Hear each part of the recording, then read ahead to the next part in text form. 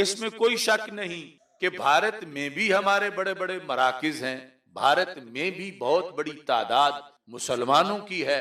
اصل میں جو ہماری جنگ ہے وہ اس نظام کے خلاف ہے جو اس زمین پر نظام مسلط ہے، یعنی کفر و شرک کی بالادستی جو وہاں پر معاذ اللہ مندروں کی گھنٹیاں بج رہی ہیں، یعنی وہ جو نظام کفر ہے اس سے اپنی زمین کو آزاد، حقیقت میں جو جہاد ہے اس کا یہ مطلب ہے۔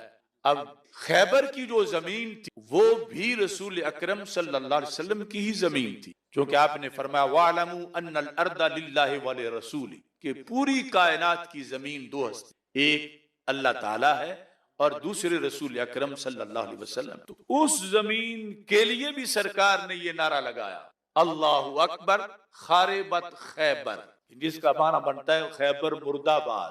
کیوں اس کو اس وقت خاربت فرمایا؟ کہ جو نظام تھا اس وقت، اور وہ قبضہ گروپ تھے اور اسلام اپنا قبضہ چھڑا رہا تھا، تو اس زمین کے دشمن نہیں تھے سرکار دو عالم صلی اللہ علیہ وسلم، زمین تو اسلام کی تھی اور پھر وہ اسلام کا ہی مرکز بنی، لیکن جو نظام تھا اس سے جنگ تھی۔ ایسے ہی فتح مکہ کے لیے جو رسول پاک صلی اللہ علیہ وسلم نے مکہ شریف پر حملہ کیا تو مکہ میں کعبۃ اللہ تھا، مکہ میں بڑے بڑے مقدس مقامات تھے، مناسک جہاں ادا ہوتے ہیں، مشاعر تھے، منا، مزدلفہ، عرفات، لیکن اس پہ حملہ کیا۔ وہ حملہ کس کے خلاف تھا؟ وہ کعبۃ اللہ کے خلاف نہیں تھا، وہ منا، مزدلفہ، عرفات کے خلاف نہیں تھا، وہ کفار کے راج کے خلاف تھا کہ ان کا راج جو ہے وہ ختم کیا جائے، کہ یہ وہ توحید کی سرزمین ہے، اسلام کی سرزمین ہے۔ تو اس واسطے یعنی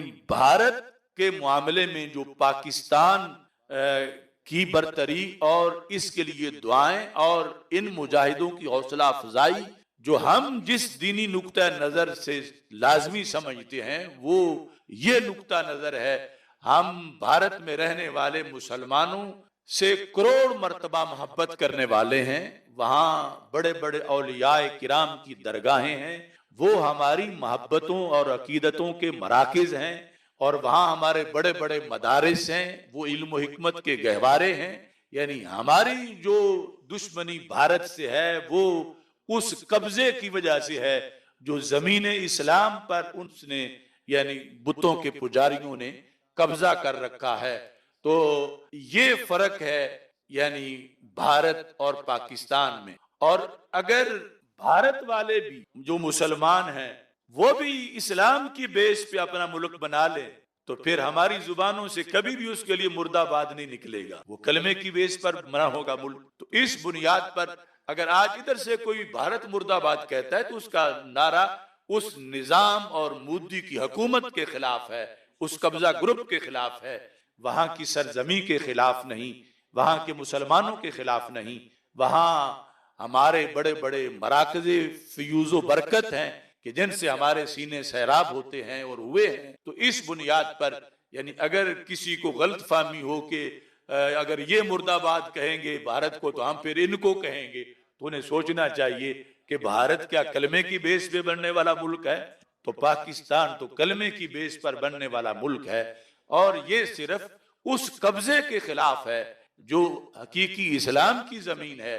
روئے زمین میں سب سے پہلے جس زمین پہ اذان ہوئی ہمارے مذہب حضرت آدم علیہ السلام کے آنے پر، وہ ہند کی سرزمین، تو اس وقت سے یہ ہمارے نام ہے کہ اس میں اسلام کی اذان ہوئی۔ جب حضرت آدم علیہ السلام کا دل نہیں لگ رہا تھا، وحشت محسوس ہو رہی تھی جنت میں یہاں آنے پر، تو اللہ تعالیٰ نے جبریل علیہ السلام کو بھیجا، تو جبریل علیہ السلام نے پھر اذان پڑھی، یہ ہماری اذان پوری کی پوری، تو پھر حضرت آدم علیہ السلام کا زمین پہ دل لگ۔ اس بنیاد پر باقی خطے وہاں اللہ اکبر کی صدائیں بعد میں گونجی اور ہند میں سب سے پہلے گونجی، تو جہاں سب سے پہلے گونجی وہ جگہ ہی بت پرست کہیں کہ ہماری ہے، تو یہ ہرگز نہیں ہو سکتا۔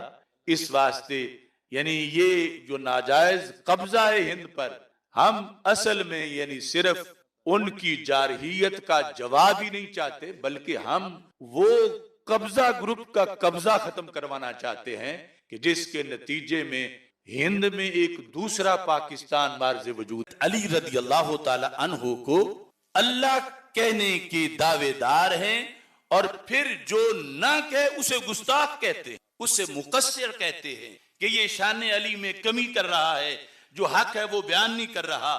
علی کو معاذ اللہ اللہ کہو، اور جو نہیں کہتا اس پہ فتوے لگاتے. اچھا، جب اس نے ایسا کہا فبلغ ذلك امیر المومنین، حضرت مولا علی رضی اللہ تعالی عنہ تک اس جھوٹے محب کی بات پہنچ گئی. فدعاہ، آپ نے اسے بلایا، وسالہ، اور پوچھا کیا تم نے یہ بات کی؟ فاقر بذلك، اس نے کہا ہاں میں نے کی. قال نعم انت ہوا، وہ بالمشافہ کہنے لگا ہاں آپ اللہ معاذ اللہ. وقد کان القی فی روعی انک انت اللہ، یہ میرے دل میں ڈال دیا گیا. یہ دلیل ہے. جس طرح آج کہتے ہیں آواز آئی، پتہ ہی نہیں کہاں سے آئی. کہنے لگا دلیل اور کوئی نہیں، بس میرے دل نے مان لیا، یہ میرے دل میں ڈال دیا گیا ہے کہ آپ معاذ اللہ اللہ ہیں اور میں نبی ہوں. فقال له امیر المومنین ویلک قد ساخر منک الشیطان، تو تباہ ہو جائے، یہ شیطان کا تجھ پہ حملہ ہے. فرج عن ھذا، توبہ کر اس بات سے. ساکلت کا اموں کا، تجھے تیری ماں روئے. آپ نے اس کو توبہ کا کہا، اس نے انکار کر دی. فحبسہ، آپ نے اس کو قید میں ڈالا. واستتابہ ثلاثۃ ایام، 3 دن کی مہلت اس کو دی توبہ کرنے. فلم یتب، لیکن اس نے توبہ نہیں. فاحرقہ بالنار، حضرت علی رضی اللہ تعالی عنہ نے پھر اس کو آگ میں جلایا کہ یہ تو جسے محبت کہہ رہا ہے یہ دوزخ ہے، اور میرے سامنے تو اتنی بڑی خلاف ورزی کر رہا ہے، تو اللہ کی توحید پر حملہ کر رہا ہے اور علی کے سامنے کر رہا ہے. وہ علی جس کی تلوار نے توحید کے پرچم لہرائے ہیں، تو اس علی کے سامنے معاذ اللہ محبت کی آڑ کے اندر تو شرک کر رہا ہے. فرمایا علی تیرے جیسوں سے دھوکہ کھانے والا نہیں. تو خود اس کو آگ میں، دنیا میں آگ میں اس کو جلا دیا. تو یہ آج غلو کرنے والے کیا یہ امید رکھتے ہیں کہ مولا علی کا ان کو بچائیں گے؟ وہ تو دنیا میں ایسا کہنے والوں کو انہوں نے جلایا. اور ایسے کئی واقعات ہیں کہ حضرت علی المرتضی رضی اللہ تعالی عنہ، یہ ملا باقر مجلسی کی کتاب بہار الانوار کے صفحہ نمبر 25 پر موجود ہے. ان نبی جعفر علیہ السلام قال ان علی علیہ السلام لما فرغ من قتال اہل البصرہ، کہ جب حضرت مولا علی رضی اللہ تعالی عنہ کا عہد خلافت تھا، اہل بصرہ سے جنگ سے جب آپ فارغ ہوئے، اتاہ 70 رجلا، تو آپ کے پاس 70 افراد آئے، من الزد، جن کا تعلق زد سے تھا. فسلموا علیہ، آگے تفصیل میں کہ کچھ وہ سوڈانی تھے اور کچھ جو ہے وہ ہندوستانی تھے. انہوں نے حضرت مولا علی رضی اللہ تعالیٰ عنہ کو سلام کہا. وَكَلَّمُوهُ بِلِسَانِهِمْ، حضرت مولا علی رضی اللہ تعالیٰ عنہ نے ان سے انہی کی بولی میں گفتگو کی، جواب دیا. انہوں نے کہا انت ہوا، تم اللہ ہو. تو حضرت علی رضی اللہ تعالیٰ عنہ نے کہا لَإِن لَمْ تَرْجِعُوا أَمَّا قُلْتُمْ فِيَّا، جو کچھ تم نے میرے بارے میں کہا اگر تم نے اس سے رجوع نہ کیا، وَتَتُوبُوا إِلَى اللَّهِ تَعَالَى لَأَقْتُلَنَّكُمْ، یہ معمولی بات نہیں، اگر تم نے توبہ نہ کی تو میں تمہیں قتل کروں گا، لہذا توبہ کرو. اور کبھی جھوٹی محبت بھی جو شیطان کے لحاظ سے وہ بھی بڑی پکی ہوتی ہے، چونکہ دلوں پہ مور لگ چکی ہوتی. فَأَبَوْا أَن يَرْجِعُوا، انہوں نے کہا ہم سے توبہ نہیں کی جاتی، ہم نے تجھے اللہ مانا ہے، معاذ اللہ ہم اللہ ہی کہیں گے معاذ اللہ. فَأَمَرَ أَن يُحْفَرَ لَهُمْ آبَارٌ، تو حضرت علی رضی اللہ تعالی عنہ نے حکم دیا کہ کنویں کھودے جائیں. بئر کی جمع ہے آبار، اور کنویں کھود کے ساتھ ساتھ اندر سے ان کنووں کو آپس میں ملا دیا.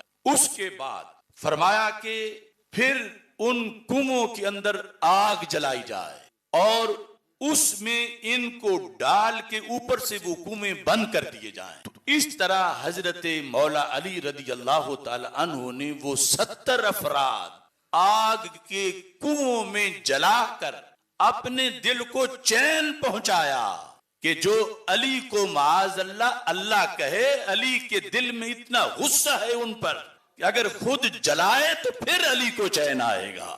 یہی بات جو ہے ملا یحضرہ الفقیہ، یہ کمی کی ہے، 3 جلد ہے اس کی، اس کے صفحہ نمبر 90 پر یہ پورا واقعہ لکھا ہوا ہے اور ان کو اس طرح کنووں کے اندر جلانے کا تذکرہ موجود ہے۔ ہم اہل سنت و جماعت کی کتابوں میں بخاری شریف میں جلد نمبر 2 جلد نمبر 4 حدیث نمبر صفحہ نمبر 1736، سنن ابی داؤد جلد نمبر 3 حدیث نمبر 4351، صفحہ نمبر 130، جامع ترمذی جلد نمبر 2 صفحہ نمبر 415 حدیث نمبر 1458، سنن نسائی جلد نمبر 4 صفحہ نمبر 20 حدیث نمبر 4071۔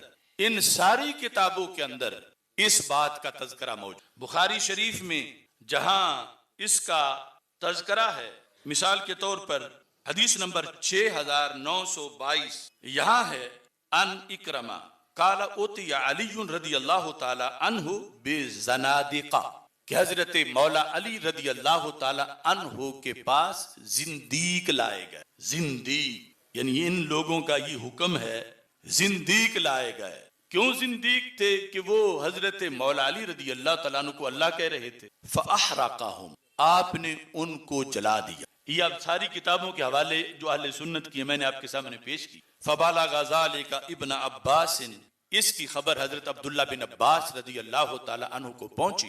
فَقَالَ لَوْ كُنْتُ أَنَا لَمْ أُحْرِقْهُمْ لِنَهْيِ رسول اللہ صلی اللہ علیہ وسلم لا تعذبوا بعذاب اللہ ولا قتلتهم۔ حضرت عبداللہ بن عباس نے کہا چلو جو انہوں نے کیا ان کی اپنی بصارت اور فقہی سوچ تھی، اگر میں ہوتا تو میں انہیں مشورہ دیتا کہ انہیں جلاؤ نہیں بلکہ ان کو قتل کر دو، چونکہ آگ کا عذاب اللہ دیتا ہے۔ تو کہتے ہیں میں نے رسول اکرم صلی اللہ علیہ وسلم سے ایسے لوگوں کے بارے میں سنا ہے۔ اب یہ حدیث یعنی قطعی ہے جو بار بار ان ساری کتابوں میں آئی ہے۔ کیا سنا ہے؟ کہ من بدل دینہ فقتلوہ، کہ جو بندہ دین اسلام سے پھر جائے، اس دین کو بدل دے، اس سے ہٹ جائے تو اس کو قتل کر دو۔ ظاہر ہے کہ حکم تو حکام کے لیے ہے۔ یہ اب ہمارا اور ویسٹ کا ابتدائی جھگڑا ہے۔ ان کے نزدیک فریڈم جو ہے اس کے لحاظ سے یہ بھی فریڈم ہے کہ بندہ مسلمان رہے یا یہودی بن جائے یا کرسچن بن جائے یا سکھ بن جائے، کہتے ہیں اس کی چوائس ہے، اس کی مرضی ہے، تم اس کو روک نہیں سکتے۔ مگر ہمارے آقا حضرت محمد مصطفیٰ صلی اللہ علیہ وسلم کا فرمان ہے اپنی امت کے حکمران۔ اس میں سے بھی چند اقتباسات آپ کے سامنے پیش کر رہا ہوں۔ کتاب عظمت سے فیض پا کر فروع لکھوں اصول لکھوں، کتاب عظمت سے فیض پا کر فروع لکھوں اصول لکھوں، درود پڑھ کے سلام پڑھ کے سنبھل کے لفظ بطول لکھوں۔ یا علی یا غوث اعظم، کتاب عظمت سے فیض پا کر فروع لکھوں اصول لکھوں، درود پڑھ کے سلام پڑھ کے سنبھل کے لفظ بطول لکھوں۔ نہیں ہے مجھ میں یہ استطاعت، کروں بھروسہ میں اپنے فن پہ، میں پڑھ کے فرمان مصطفیٰ ہی شان بنت رسول لکھوں۔ ہے ان کی عزت نبی کی عزت، ہے ان کی عزت نبی کی عزت، نبی کی عزت ہے دین و ملت، ہے ان کی عزت نبی کی عزت، نبی کی عزت ہے دین و ملت، اسی لیے زہرائی عظمت پہ جان دینا قبول لکھوں۔ ہے کتنا عمدہ خمیر ان کا، ہے کتنا عمدہ خمیر ان کا، ہے کتنا روشن ضمیر ان کا، اسی لیے ہی میں آل زہرا کو شاخ نوری کے پھول لکھوں۔ ہے کتنا عمدہ خمیر ان کا، ہے کتنا روشن ضمیر ان کا، اسی لیے ہی میں آل زہرا کو شاخ نوری کے پھول لکھوں۔ خدا نے بخشا انہیں یہ رتبہ، ہوا بلندی پہ ان کا چرچا، خدا نے بخشا انہیں یہ رتبہ، ہوا بلندی پہ ان کا چرچا، میں قصر شاہی کے سیم و زر کو سرائے زہرا کی دھول لکھوں۔ خدا نے بخشا انہیں یہ رتبہ، ہوا بلندی پہ ان کا چرچا، میں قصر شاہی کے سیم و زر کو سرائے زہرا کی دھول لکھوں۔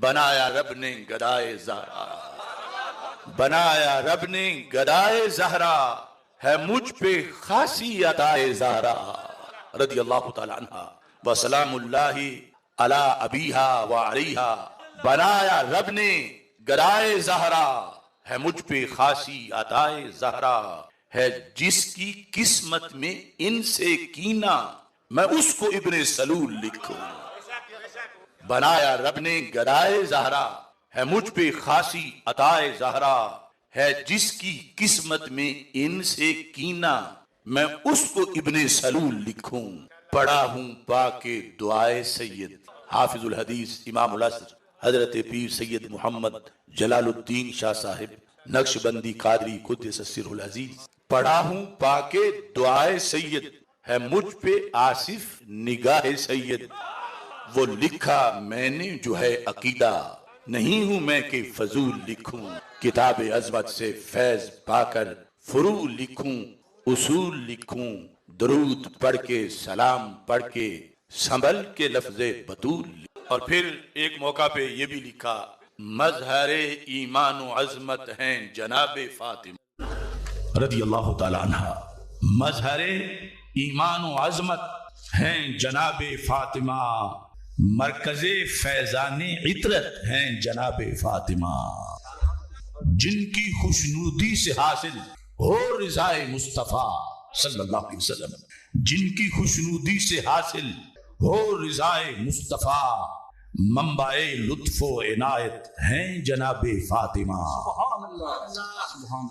مظہر ایمان و عظمت ہیں جناب فاطمہ مرکز فیضان عطرت ہیں جناب فاطمہ جن کی خوشنودی سے حاصل ہو رضائے مصطفیٰ حضرت صدیق اکبر رضی اللہ تعالی عنہ کا فرمان صحیح بخاری شریف میں موجود ہے ارقبوا محمدًا فی اہل بیتہ جن کی خوشنودی سے حاصل ہو رضائے مصطفیٰ منبع لطف و عنایت ہیں جناب فاطمہ جن کے نام پاک سے چمکے مقدر کی چمک جن کے نام پاک سے چمکے مقدر کی چمک مصدر رشد و ہدایت ہیں جناب فاطمہ چار سو عالم میں جن کے پھول ہیں مہکے ہوئے